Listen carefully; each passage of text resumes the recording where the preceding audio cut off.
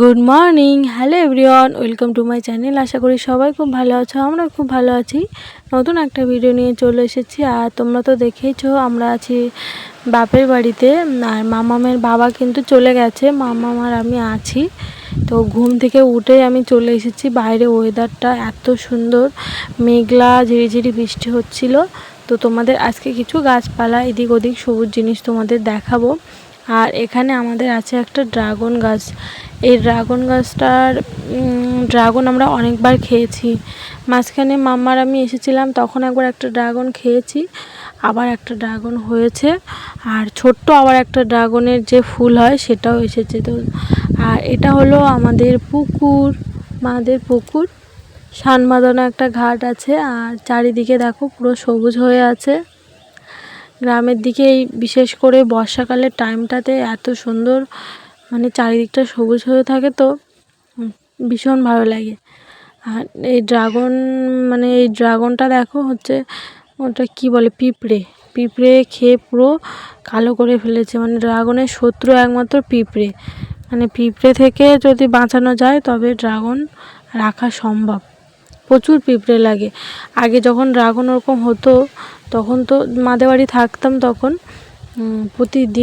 প্রতিদিন মানে কতবার যে আসতাম ওই ড্রাগনের গায়ে ওই যে কি একটা পাউডার থাকে, ব্লিচিং পাউডার, ওটা দিয়ে দিতাম যাতে আর মানে কি বলে পিঁপড়ে না লাগে।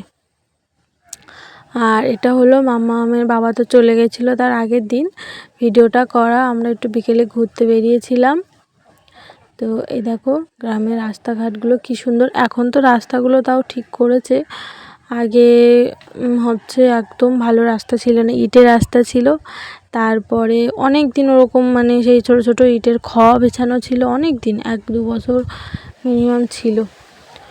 তারপরে এখন একটু ঠিক করেছে, পিচের রাস্তা হয়েছে। আর আমরা 3 জন কিন্তু ভীষণ মজা করেছি। আমরা এই যে বাঁশ গাছের তলায় এখানটায় বসেছিলাম, এত হাওয়া হচ্ছিল কি বলবো, দারুণ লাগছিল। তা 3 জন বসে একটু রিলস বানাচ্ছিলাম, বসেছিলাম। মেঘ করেছে বলে আমরা বাড়ি চলে যাচ্ছি। আর মাম্মা কিন্তু ভালোই এনজয় করছে, আমাকে ধরবে, দাঁড়াও, আমাকে ধরতে পারছে না বলে দেখো ছুটছে। আর আজকে সন্ধ্যাবেলা একটা জিনিস বানাবো, বলো তো কি? দেখে বুঝতেই পারছো কি বলো তো? হ্যাঁ, এটা তাল। তোমরা কে কে তালের বড়া খেয়েছো জানিও। আমাদের কিন্তু এবছরে প্রথম তালের বড়া, তবে একটু কষ্ট হলো, মামার বাবা খেতে পারলো না। তো আমাদেরকে বলেছে নিয়ে যেতে, বানিয়ে নিয়ে যেতে। তো দেখি নিয়ে যাওয়া যায় নাকি। এই তালের বড়াগুলো কিন্তু খাওয়া হয়ে গেছে আমাদের বানিয়ে। তালগুলো ভীষণ ভালো ছিল, কালো যে তালগুলো দেখবে গাটা পুরো একদম কালো কুচকুচে, ওই তালগুলো সব থেকে বেশি ভালো হয়। তালগুলো ভীষণই ভালো ছিল। মা বলছিল যে ফ্রিজে রেখেছিলাম বলে, না হলে এতটাই নরম হয়ে গেছে না, বাইরে থাকলে পুরো পোকা লেগে যেত। কিন্তু ফ্রিজে ছিল বলে তালগুলো কিচ্ছু হয়নি, খুব সুন্দর হয়েছে। আমি ফার্স্টে একটু জল দিয়ে নরম করে নিচ্ছি, না হলে একটু শক্ত মানে একটা তাল একটু নরম হয়েছে আর একটা তাল সামান্য। তারপরে নদাগুলো একটু ছেঁকে জল দিয়ে হালকা জল, আর এটা বানানোর জন্য নেওয়া হয়েছিল আটা, ময়দা, সুজি আর চিনি যা লাগে। তো রাত্রেবেলার ভিডিও করা হয়নি।